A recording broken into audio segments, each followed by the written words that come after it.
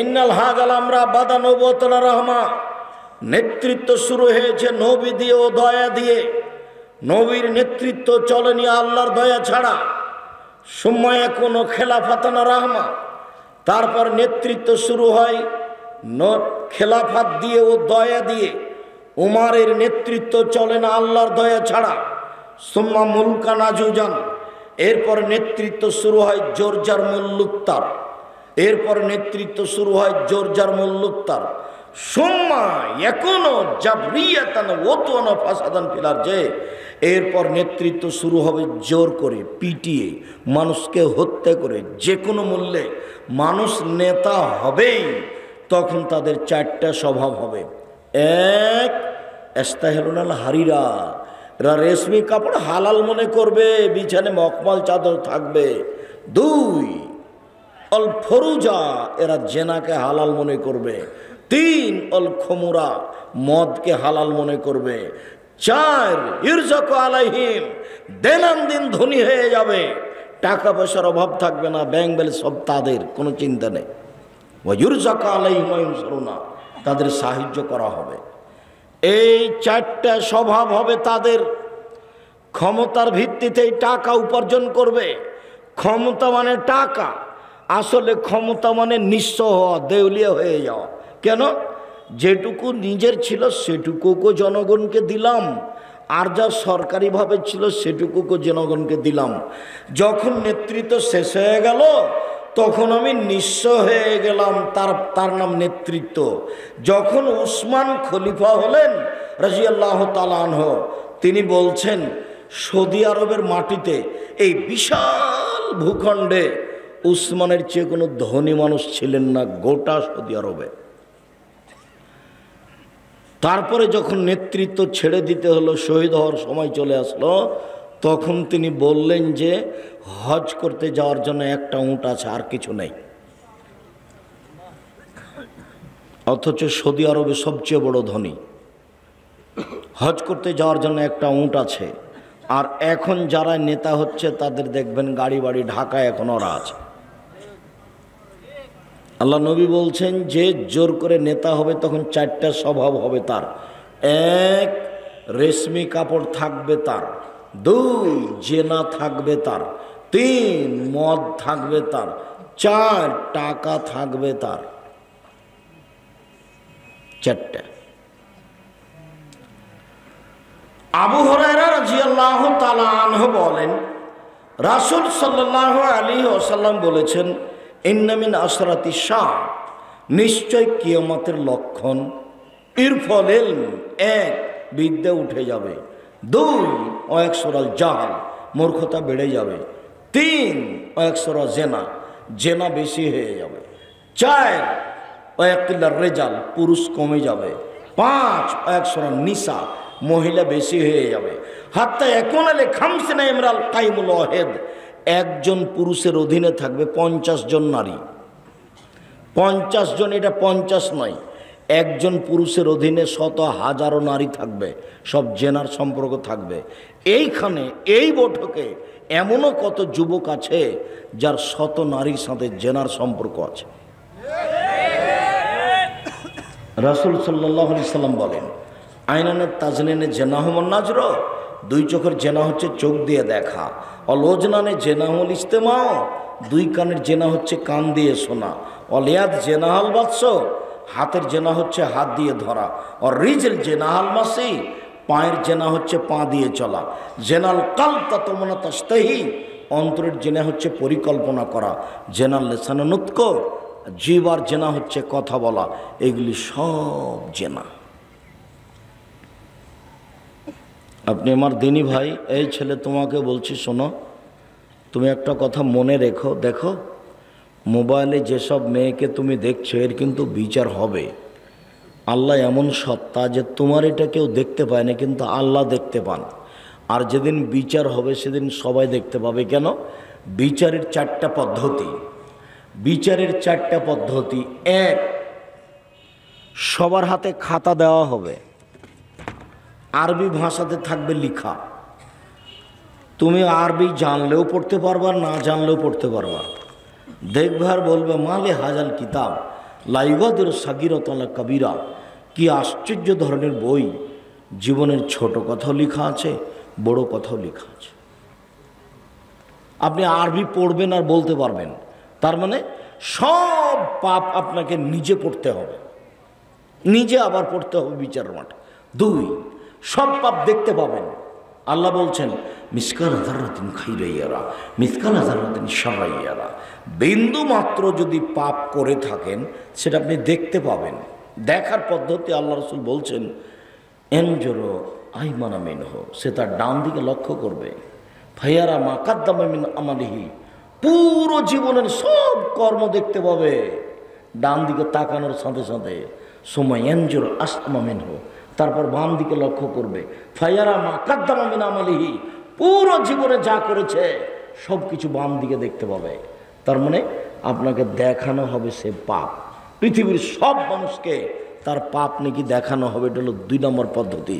3 নম্বর পদ্ধতি হলো এই যে মাটি কথা বলবে। ইয়াউমাইযিন তুহাদ্দিসু আখবারাহা, মাটি টপ টপ টপ টপ করে কথা বললে আপনি কি অন্যায় করেছেন সব বলে দিবে মাটি। 4, হাত কথা বলবে আপনি কি করেছেন, সব কথাগুলি হাতে টপ টপ টপ টপ করে বলবে। যখন হাতের বলা শেষ হবে তখন পায়ে বলবে তুমি ঠিক বলেছ। মনে থাকবে না মনে হয়? মানুষকে অপরাধী প্রমাণ করার কয়টা পদ্ধতি? 4টে। সম্মানিত দিনী ভাই বোন, আমরা আপনাকে আন্তরিকভাবে আজকের অতি অল্প সময়ের বক্তব্যে যেটা আমি জোরালোভাবে অনুরোধ জানিয়েছি সেটা আপনি মনে রাখবেন। আমার নাসিহাতে 4টে কথা মনে রাখেন। 1, 5 ওয়াক্ত সালাত, কোনোদিন 5 ওয়াক্ত সালাত থেকে দূরে থাকিয়েন না। 2, হালাল রুজি, যেভাবেই হোক, চকলেট বিক্রি করা হোক, কাপড় বিক্রি করে হোক, দিন মজুরি করা হোক, হালাল রুজি। 3, একটু কোরআন তেলাওয়াত, অন্তত ইখলাস। প্রত্যেক দিন সকালে বা বিকালে সূরা ইখলাস 3 বার পড়বেন অন্তত, দিয়ে নিজেকে বলবেন যে আমি কোরআন মাজিদ পড়ি। আর যদি নিয়মিত কোরআন মাজিদ পড়তে পারেন ভালো, পড়েন। সূরা বাকারা যদি পড়তে পারেন তাহলে সূরা বাকারা আপনার পক্ষে বিচার মাঠে তুমুল যুদ্ধ করবে, খুব তর্ক বিতর্ক লাগিয়ে দিবে আল্লাহর সাথে আপনার পক্ষে আপনাকে জান্নাতে নিয়ে যাওয়ার জন্য। সূরা বাকারা আর সূরা আলে ইমরান, আল্লাহ নবী বলছেন সূরা বাকারা পড়তে পারে না ও অলস মানুষ, সূরা বাকারা পড়তে পারে না ও অলস মানুষ, সূরা বাকারা পড়ে না যে তার বরকত হবে না, সূরা বাকারা পড়ে না যে তার বরকত হবে না, সূরা বাকারা পড়তে পারে না যে সে ক্ষতিগ্রস্ত হলো, সূরা বাকারা পড়তে পারে না যে সে ক্ষতিগ্রস্ত হলো।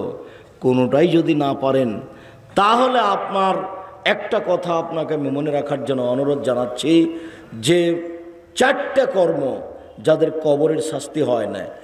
1, জুমার দিন মারা গেলে কবরের শাস্তি হয় না।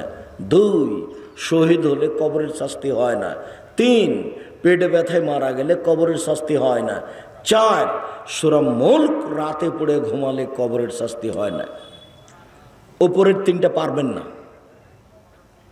জুমার দিন মরণ হবে কিনা আপনি বলতে পারছেন না। আপনি শহীদ কিনা, বাংলাদেশে তো সবাই শহীদ, তখন কে যে শহীদ তো বিচার মাঠে ধরা পড়বে। 3, পেট ব্যথায় মারা গেলাম, পেট ব্যথায় আমি মারা গেলাম কি না এটা যে কোন ব্যথা তা তো আমি নিশ্চিত বলতে পারছি না। থাকলো সূরা মুলক। সূরা মুলকের 2টা সুবিধা, একটা হলো কবরের শাস্তি হবে না, বন্ধ। আর আরেকটা হলো বিচারের মাঠে যতক্ষণ পর্যন্ত ক্ষমা না হবে ততক্ষণ পর্যন্ত সূরা মুলক আপনার পাশ থেকে যাবে না। সূরা বাকারা কতক্ষণ থাকবে তা বলা যায় না, তবে সূরা বাকারা খুব তুমুল ঝগড়া করবে আল্লাহর সাথে। চলে যাবে না কি এক সময়, না শেষ পর্যন্ত থাকবে, এই কথা মুহাম্মদ সাল্লাল্লাহু আলাইহি ওয়াসাল্লাম বলেননি। তবে মুহাম্মদ সাল্লাল্লাহু আলাইহি ওয়াসাল্লাম বলেছেন সূরা মুলক ক্ষমা না হওয়া পর্যন্ত যাবে না। যেমনটা তিনি বলেছেন ছোট ছোট বাচ্চা মারা গেলে, ছেলে মেয়ে মারা গেলে যতক্ষণ পর্যন্ত বাপ মায়ের ক্ষমা না হয়েছে ততক্ষণ পর্যন্ত ওই ছেলে মেয়ে ছাড়বে না।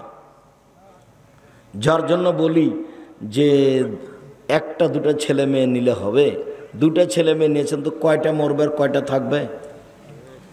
10-12টা ছেলে মেয়ে হলে 2-1টা মারা যাবে, 5-7টা থাকবে। যেমন আপনারা 10-12 ভাই বোন, 2-3 জন মারা গেছে, 5-7 জন আছেন। বেশি ছেলে মেয়ের অনেক সুবিধে, ছেলেই মাত্র একটা, ছেলেই মাত্র 2টা, তো কয়টা মরবে আর কয়টা থাকবে? বড় ভুল এগুলো। ছেলে মেয়ে বেশি নেন, রুজি বেশি হবে, বিচারের মাঠে সফলতা অর্জন করতে পারবেন। সম্মানিত দিনী ভাই বোন, আমি আপনাকে অনুরোধ জানাচ্ছিলাম যে 4টা নসিহতের 4 নম্বর হলো এই, দোকানে বসে আড্ডা পিটবেন না। যেখানে 2 জন বসে আছে সেখানে বসবেন না। এখানে 2 জন বসে কথা বলছে, আপনি ওখানে যাবেন না। যদি যেতেও হয় জরুরি কারণে, তাহলে দাঁড়িয়ে দাঁড়িয়ে কথা শেষ করে চলে যাবেন। আড্ডা পিটবেন না কোনো সময় 1 মিনিটের জন্য। কখন যে কোন কথা বলে ফেলবেন যার কারণে তাহাজ্জুদ আর টিকতে পারবে না, হজ করে আর আপনি টিকতে পারবেন না। কাজেই আপনি ওই জায়গাতে বসবেন না। 4টা কথা: 1 5 ওয়াক্ত সালাত, 2 হালাল রুজি, 3 কোরআন তেলাওয়াত, 4 2 জন যেখানে বসে আছে সেখানে না বসা, আড্ডা না পিটা। এটা মনে থাকবে না মনে হয়? আপনি চেষ্টা করেন, আপনি সফল হতে পারবেন ইনশাআল্লাহ।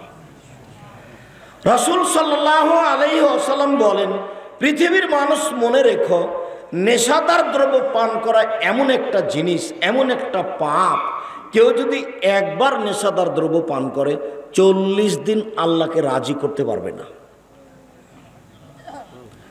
রাসূল সাল্লাল্লাহু আলাইহি সাল্লাম বলেন, নেশাদার দ্রব্য পান করা এমন পাপ, মান শারাবাল খামরা, কেউ যদি একবার নেশাদার দ্রব্য পান করে, লাম তুকবাল লাহু সালাতুন 40 লাইলা, তাহলে 40 দিন তার নামাজ কবুল হবে না। এরকম পাপ দুনিয়াতে নেই। রাসূল সাল্লাল্লাহু আলাইহি সাল্লাম বলেন, সারবুল খামরি কা আবেদ ওয়াসানিন, নেশাদার দ্রব্য পান করা হচ্ছে মূর্তি পূজার মতো পাপ। সরস্বতী, ভগবতী, কালী, দুর্গা এদের পূজা করলে যেমন পাপ হয়, নেশাদার দ্রব্য পান করলে তেমন পাপ হয়। রাসূল সাল্লাল্লাহু আলাইহি সাল্লাম বলছে, কোনো পাপকে এভাবে মিলানো নেই। চুরি হোক, জেনা হোক, ডাকাতি হোক, সুদ হোক, ঘুষ হোক, কোনো পাপকে এইভাবে উল্লেখ করা হয়নি যেটা নেশাদার দ্রব্যকে বলা হয়েছে। রাসূল সাল্লাল্লাহু আলাইহি ওয়াসাল্লাম বলেন, পৃথিবীর মানুষ শুনে রেখো, 3 শ্রেণীর মানুষ জান্নাতে যাবে না। 1 মধুমিলন খামর, যারা নিয়মিত বিড়ি, তামাক, জর্দা, সিগারেট, গুল, নেশাদার দ্রব্য খায়, পান করে, তারা জান্নাতে যাবে না। 2 ও রাজরাত মিনান নিসায়, পুরুষের বেশধারী নারী জান্নাতে যাবে না। যারা পুরুষের জুতা স্যান্ডেল পরে, যারা পুরুষের শার্ট প্যান্ট পরে, যারা পুরুষের পোশাক পরে, যারা গেঞ্জি গায়ে দিয়ে চলে, ওরা জান্নাতে যাবে না।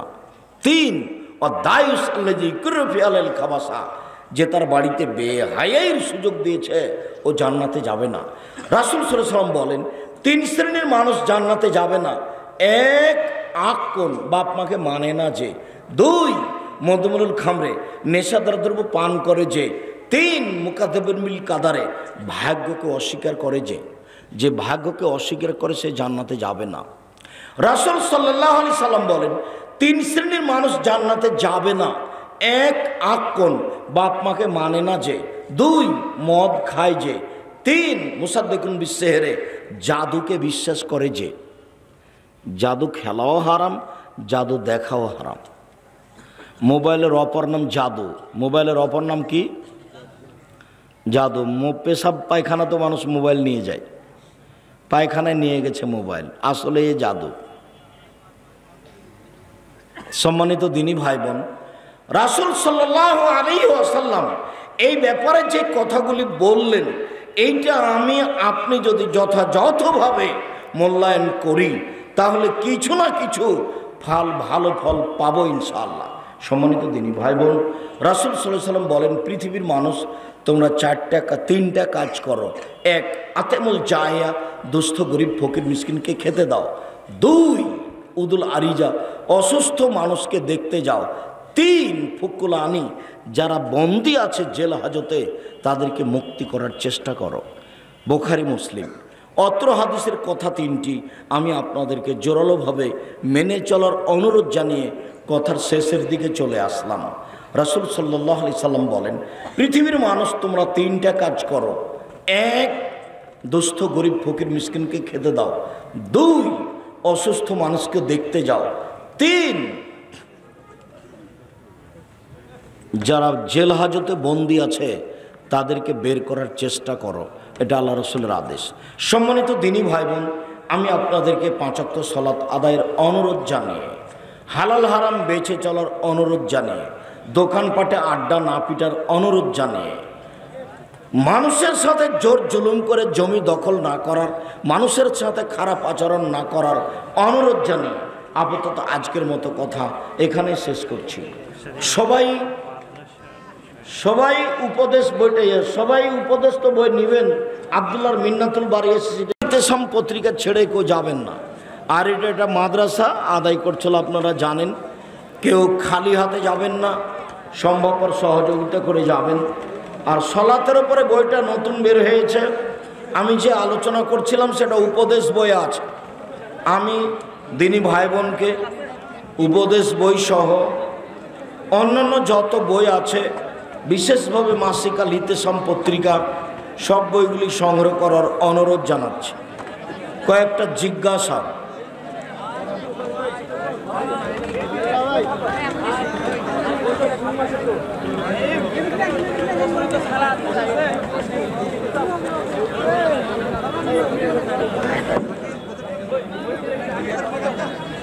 হ্যাঁ, প্রচলিত সলাতের বই আছে।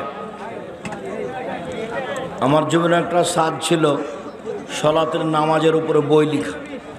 ও হজের উপরে নতুন বই আছে, পোশাকের উপরে নতুন বই আছে, সলাতের উপরে নতুন বই আছে। বিকাশ কোম্পানিতে সার্ভিস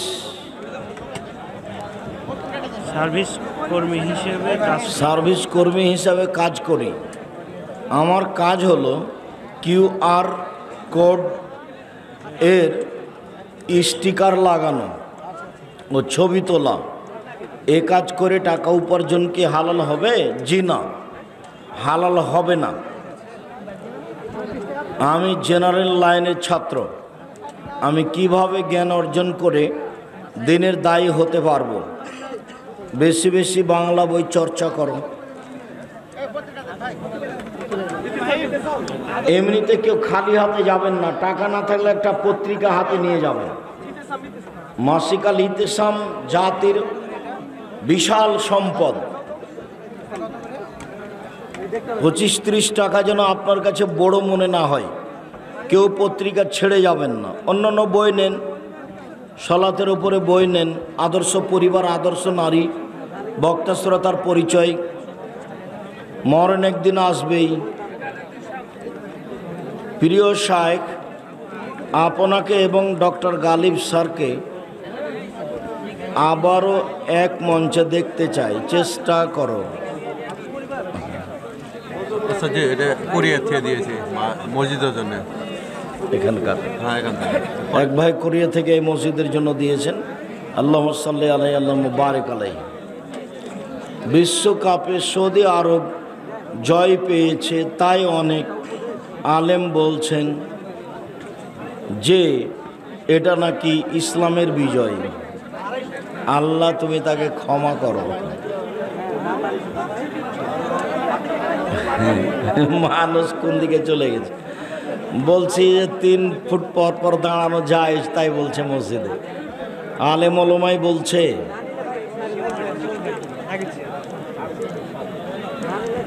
বর্তমানে আহলে হাদিস সমাজে তাকলিদে সাকসির প্রাদুর্ভাব দেখা যাচ্ছে। অধিকাংশ মানুষ আপনার তাকলিদ করছে। তা আমার তাকলিদ করছে কেন? ছেড়ে দিতে বলো। আমার তাকলিদ করবে কেন? তোমার করুক। তাকলিদ বলে জানো কাকে তুমি? তাকলিদ বুঝো তুমি? আর তাকলিদ আরবি শব্দ। দলিল ছাড়া কারো কথা মেনে নেওয়ার নাম হলো তাকলিদ, আর দলিল সহ কারো কথা মেনে নেওয়ার নাম হলো ইত্তেবা। আমার কথা যদি মানে তাহলে তোমার গায়ে জ্বর লাগছে কেন? ও ঠিকই করেছে। আমার জীবনে আমি কোনোদিন দলিল ছাড়া কথা বলিনি। যদি আমার কথা মেনে চলে তাহলে ঠিক করেছে। এতে তোমার গায়ে জ্বর হচ্ছে কেন? তুমিও মানো। আমার জীবনে আমি কোনোদিন কোরআন হাদিসের বাইরে কথা বলিনি, তোমাকে তো বললাম। তোমার হুজুরকে একটু বলতে বলো দেখি। কেউ যদি জেনা করার পর তা গোপন রাখে এবং আল্লাহর কাছে তওবা করে, মাপ চাই, ক্ষমা হবে আশা করা যায় ইনশাআল্লাহ। আসসালামু আলাইকুম। সম্মানিত শেখ, সালাফি আলেম বলেছেন ফজরের 2 রাকাত সুন্নাত ছাড়া অন্য কোনো সলাত নেই। তাহলে দখলুল মসজিদ 2 রাকাত আদায় করব কি? না, যখন ফজরের সুন্নাত আছে তখন আর লাগবে না, ঢোকে ফজরের সুন্নাত পড়ে তাহলেই যথেষ্ট। আসসালামু আলাইকুম। আহলে হাদিস আন্দোলন বাংলাদেশ সরকারি রাস্তার পাশের খেজুর গাছের রস খাওয়া যাবে কি? খান, সমস্যা নেই। র্যাকেট খেলায় বিদ্যুৎ দিতে গিয়ে শক করে মারা গেলে শহীদি মর্যাদা পাবে? তোমাকে জিজ্ঞাসা করলে তুমি তো উত্তর দিতে পারবে।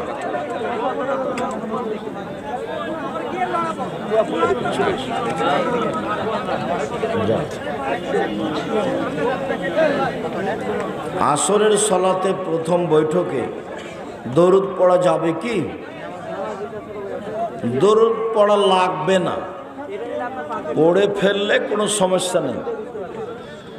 আসর, জোহর, এশা, মাগরিব প্রথম বৈঠকে শুধু আত্তাহিয়াত। কেউ যদি দুরুদ পড়ে ফেলে তাহলে কোনো সমস্যা নেই, পড়া লাগবে না। ফরজ সালাতে মহিলাদের ইকামত দিতে হবে কি? হবে, জরুরি। দিনী ভাই বোন, আমি সবাইকে বইগুলি সংগ্রহ করার জন্য অনুরোধ জানাচ্ছি। আমাদের কথা এবং কলমের মধ্যে ফাঁক না রাখার আমরা চেষ্টা করি। আর মাসিক আল ইতেসাম পত্রিকা ছাড়া কেউ যাবেন না। ধান যদি 20 মণের কম হয় তাহলে ওসর দিতে হবে না 80 ওজনে। আর কেজির ওজনে 18 মণ 30 কেজি হলে 20 ভাগের 1 ভাগ ওসর দিতে হবে। 18 মণ 30 কেজি। আমরা এক মায়ের পেটের 3 ভাই, 3 জনের আলাদা সংসার। আমরা কি একসাথে কুরবানি দিতে পারবো? জি না, 7 ভাগে কুরবানি চলে না, ব্যক্তিগতভাবে কুরবানি দিতে হবে। আমার সন্তানেরা বড় হয়েছে, একজনের বয়স 26, একজনের 22। তাদের কি এখন আকিকা দেওয়া যাবে? 7 দিনের পরে আকিকা নেই। গরু দিয়ে আকিকা চলে না, উট দিয়ে আকিকা চলে না, 7 দিনের আগে পরে আকিকা চলে না। বেতরের নামাজের নিয়ম কি? 1 রাকাত। কেউ যদি কোনো দিন দোয়া কুনুত পড়তে চায়, ও ক্যালেন্ডার আছে? ক্যালেন্ডারের কথা যে আমাকে বলনি। জামিয়া সালাফের পক্ষ থেকে ক্যালেন্ডার নিয়ে যাবেন সবাই। এসব পয়সা যেন আপনার কাছে বড় মনে না হয়, এমনি পয়সা খরচ হয়ে যাবে। কত করে ক্যালেন্ডার হলো?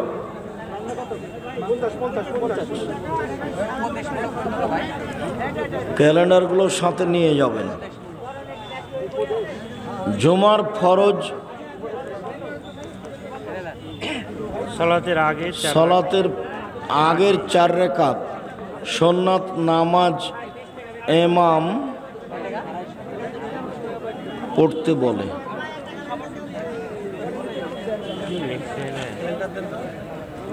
তারাবি ও তাহাজ্জুদের পার্থক্য কি?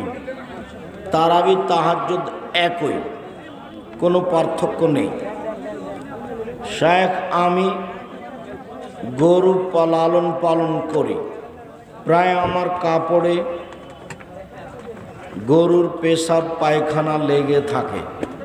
এতে নামাজের ক্ষতি হবে কি? ক্ষতি হবে না, আপনি পরিষ্কারের চেষ্টা করবেন। শায়েখ আসসালামু আলাইকুম, আমার নাম নাজমুল।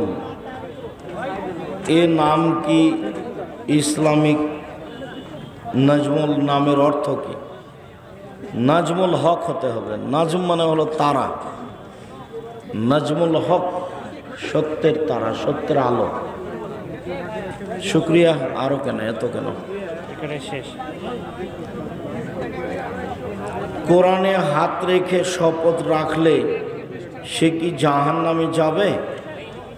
শপথ রাখতে হবে না কোরআনে হাত রেখে।